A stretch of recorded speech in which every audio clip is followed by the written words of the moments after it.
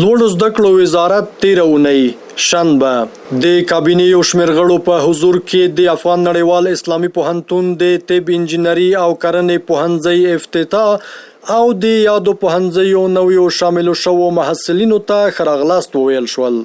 یک شنبه د لوړو زده کړو وزارت علمي معین د پروان پوهنتون د 1402 هجري شمسي کال د 888 محصلینو په فراغت غونډه کې ګډون او وینا وکړه. دوشنبه د لوړو زده کړو وزارت اداري او زیربنا رئیس په مشرۍ د دغه وزارت تخنیکی پلاوی ننګرهار ولایت ته په خپل رسمي سفر کې د ننګرهار پوهنتون له رئیس سره وکتل.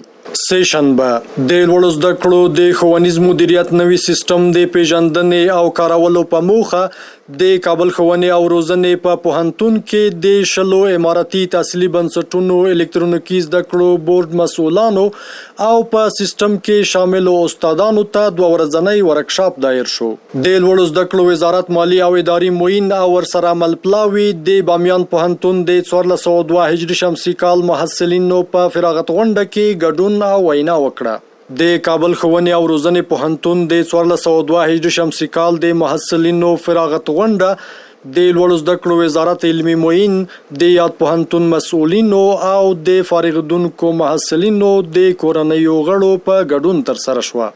د لوړو زده کړو وزارت د څارنې او ارزونې ریاست پلاوي د ولایتي سفرونو په لړ کې د 15 ولایتونو اماراتي او خصوصي تحصیلي بنسټونو څارنه او ارزونه وکړه. چهارشنبه د لوګر لوړو زده کړو مؤسسې څخه 200 تنه محصلین فارغ او ټولنې ته د خدمت لپاره وړاندې شول. د پکتیا پوهنتون انجینري پوهنځي له بیلابیلو څانګو څخه 224 تنه محصلین فارغ شول. او پنجشنبه په پکتیا پوهنتون کې د 4 میلیونه او 200 زره افغانیو په لګښت 2 پروژې پرانیستل شوې. د لوړو زده کړو وزارت علمي معین د شیخ زاید پوهنتون سیول انجینري 80 تنه محصلینو په فراغت غونډه کې ګډون او وینا وکړه.